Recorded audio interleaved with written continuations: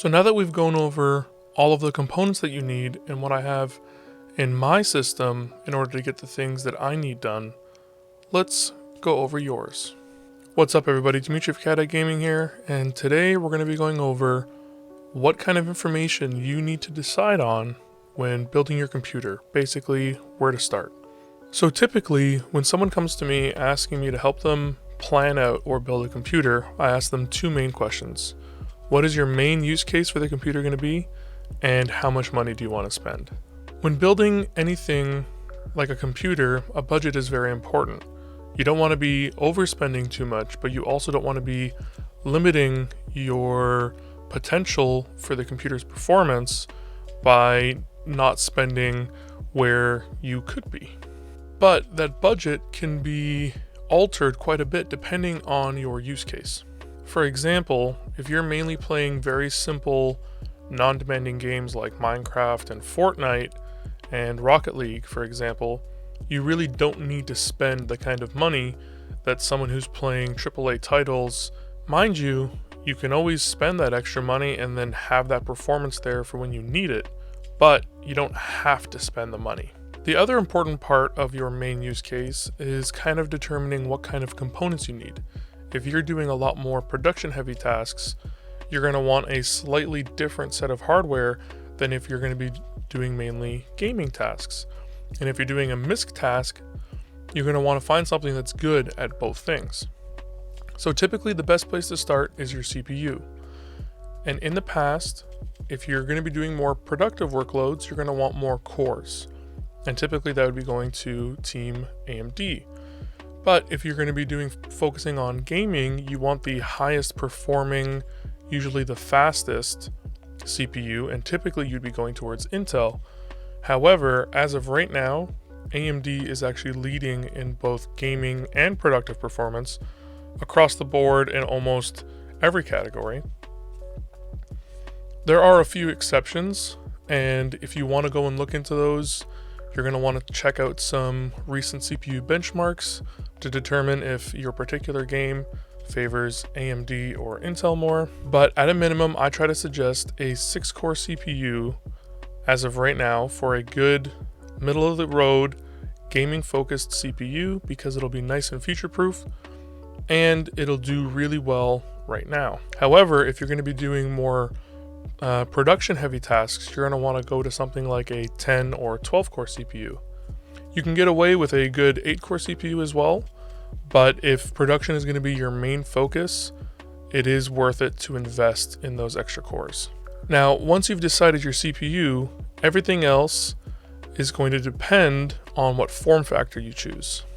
So there are a whole big range of form factors, from a standard ATX motherboard to the M ATX boards, which are larger, the mini ATX, and the ITX boards. If you want me to go into a video that goes a little deeper into what these different motherboards provide you, I'm more than happy to.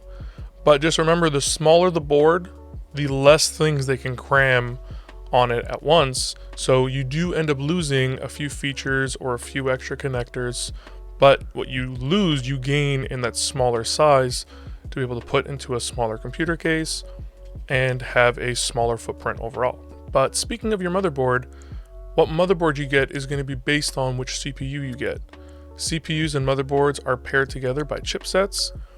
AMD has cross-generation chipset compatibility, whereas Intel does not, so keep that in mind.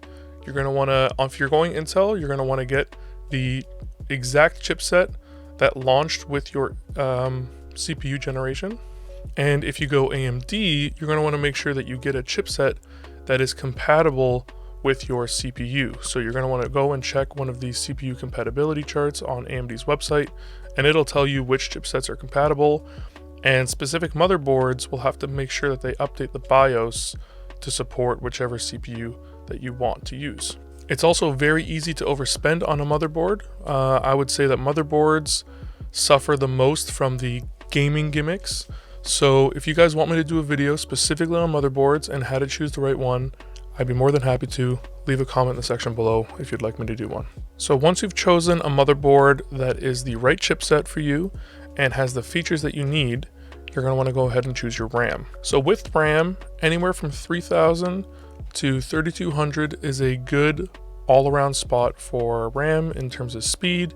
Trying to get something around CL16, CL15 area is usually best. The higher the speed you go, the harder it's going to be to find a CL16, CL15 kit, and it's going to be more expensive as well. But for most CPUs, 3000 to 3200 is perfectly fine. AMD's Ryzen chips do perform better with higher speed RAM, and they typically recommend 3600, so if you can get a 3600 kit, that's plenty good as well. And as I mentioned in my previous video, only get the capacity that you need. Any unused RAM is wasted RAM. So if you're only gaming, 16 gigabytes is more than enough RAM for you. But if you're doing more productive workloads, you're going to have to look at your specific use case, because different program suites require different amounts of RAM, and depending on what kind of work you do and how your workflow works, you're going to need more, 64, 128, or even higher. For your GPU, make sure that you get one that performs well in whatever tasks you're prioritizing or games that you're prioritizing, and make sure that it fits the form factor that you decided with your motherboard. Now, the form factor of the GPU is going to be most dependent on the actual case, and you can go and you can see the length of your GPU on PC Part Picker or the GPU manufacturer's website, and then you can see the maximum GPU length that the case allows, again on PC Part Picker or the case manufacturer's website. I typically tell people to save the biggest portion of their budget towards their GPU. Money that you save elsewhere, I do suggest you reinvest that into your GPU, because getting a better GPU is typically going to net you a bigger performance gain than getting a better CPU, a more expensive motherboard, or faster RAM. Now, next up, you're going to want to make sure you get storage that fits your needs and your capacity needs, but also fits what connectors you have on your motherboard. I typically suggest you get an NVMe drive as your boot drive, and then fill up the rest of your drive slots for whatever fits your needs the most. 2.5-inch SSDs are relatively inexpensive nowadays, and I do suggest picking up a nice 1 terabyte one and putting your main games on there, and then maybe having a hard drive and putting your extra games on the hard drive. If you're doing a lot of productive work, it's really helpful to have your current projects on an SSD, because it helps with how quickly things will be read and how well things like video editing programs will be able to manage and deal with those video files. But hard drives are going to be cheaper for the larger capacity, so they're a good way to archive and store either older video files or productivity files, or just ones that you don't need to access as often. For your power supply, make sure you get the capacity that you need. And again, PC Part Picker is a really good way to determine this, where once you put all your parts in on PC Part Picker, it'll tell you your estimated wattage. That's a pretty decent way to kind of know where you're sitting at. Typically, if you do not have a 30 series GPU, you can get away with a 550 to 650 watt power supply. If you have a 30 series GPU, you're going to have to go and get something 750 watts or above, because that is their recommendation. But if you get anything with a bronze or gold efficiency rating, you should be perfectly good.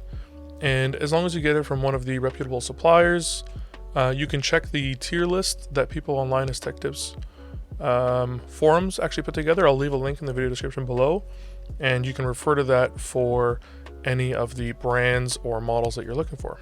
And to put that all together, you're going to want to choose your case. So you're going to want to choose something that both performs the way you want it to and looks the way you want it to, because in the end, the case is going to be the thing you're going to see the most often, and you want to choose something that you like the looks of, but one that performs the way you expect it to. As many people know, I'm pretty big on airflow, so airflow is a very important factor for me when looking at cases, but I do also like my cases to look good. And in recent years, a lot of case manufacturers have been putting more of a emphasis on good airflow, while also keeping the case designs very elegant and very nice. So it shouldn't be too difficult. But remember, if you're going for a smaller form factor case, it's going to be a lot harder for you to cool, so you're going to want to make sure that you choose one that has good airflow. And the final point is balance. Make sure that you balance your build. Don't go and pair a $80 CPU with a $1,000 GPU. You're going to end up bottlenecking that GPU, and it's not going to be getting its maximum performance. If you need to save money, you can always upgrade later in the future, but I would always suggest trying to find some kind of balance and not pairing something that is a super low-end component with something that's very high-end, because typically you're not going to be able to get the full potential performance out of a high-end part when it's paired with something that's lower end. And that's really it. If you found this video helpful, I'd appreciate you giving it a thumbs up and liking the video, maybe hitting that subscribe button to be notified of my future videos. I'm going to be doing a video coming up on build recommendations, which are a little bit difficult right now with the whole stock shortage situation, but I'm going to try my best. If you have any questions about today's video or about builds in general, go ahead and leave them in the comment section below, or you can go ahead and join our Discord. We have lots of people that come in and ask about build questions, and myself and some of my friends are more than happy to help you out, so feel free to join in and post your questions there. As always, I stream on Twitch from Friday until Tuesday. You can come check me out there as well. Come say hello. If you have any questions about builds, I'm more than happy to answer them there as well. As long as I'm not too invested in whatever I'm doing on stream, I'll stop what I'm doing and help you out, no problem. Thanks again for watching to the end of the video. I very much appreciate it. Stay safe out there, and I'll see you guys next Friday.